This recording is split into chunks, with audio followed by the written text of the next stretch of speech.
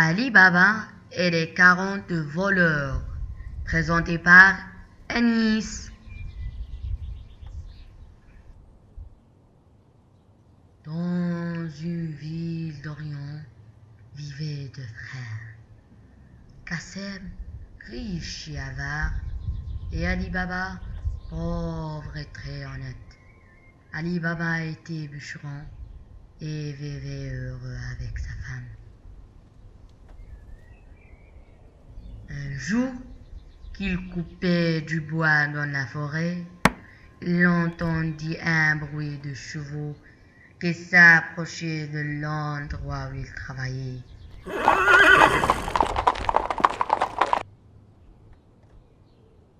Il se cacha dans les branches d'un arbre.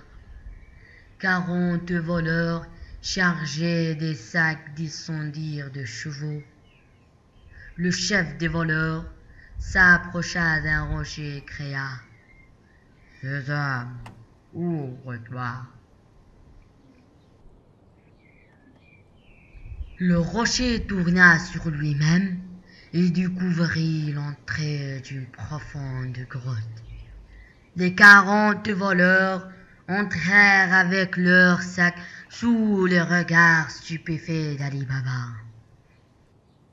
Au bout d'un moment, les voleurs sortirent de la grotte, qui se referma quand le chef dit: « Sésame, ferme-toi !»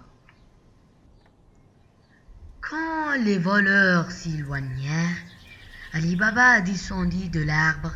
Alors Rocher dit à son tour: « Sésame, ouvre-toi !» La grotte s'ouvrit, Ali Baba y entra.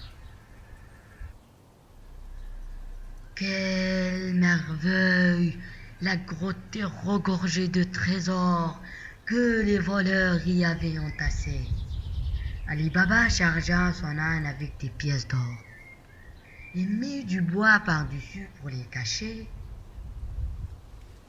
La femme d'Ali Baba voulut peser le trésor.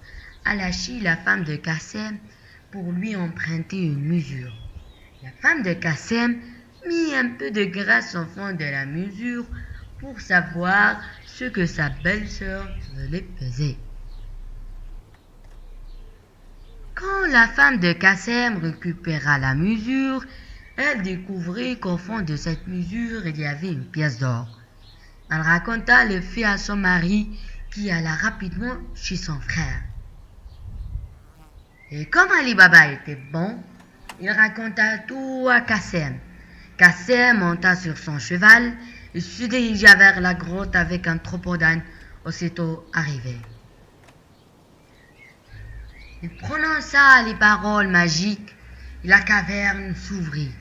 Il entra et put contempler ébloui les immenses richesses. Ses ânes chargés. Il voulut sortir de la grotte, mais il avait oublié les paroles magiques. Au bout d'un moment, les voleurs arrivèrent et découvrirent Qassem à l'intérieur. Ils se précipitèrent sur lui.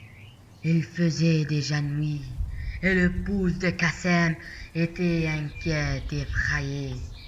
Elle alla chez Ali Baba qui s'en allait chercher son frère. Ali Baba arriva à la grotte, prononça les mots magiques. Il entra. Il trouva son frère mort. Ali Baba chargea son frère sur son âne et le ramena chez lui.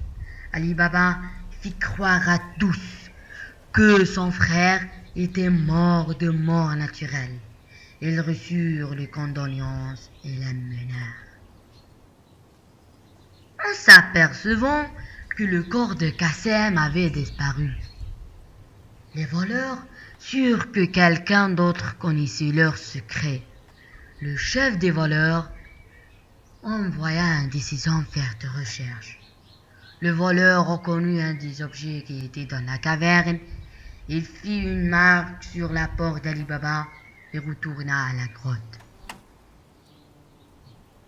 En voyant la marque, la femme d'Ali Baba fit une marque pareille sur toutes les portes. Les voleurs arrivèrent et furent déçus de ne pouvoir localiser la maison d'Ali Baba. Le chef des voleurs introduisit ses hommes dans 39 cruches et en remplit une autre d'huile. Ensuite, il se déguisa.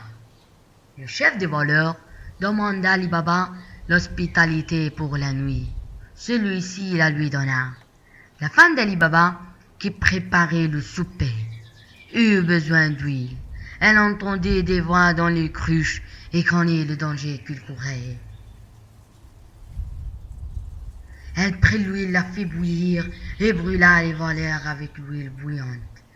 La nuit, le chef des voleurs alla pour appeler ses hommes, mais comme personne ne répondait, il souleva le couvercle du cruche et constata que ses hommes étaient morts.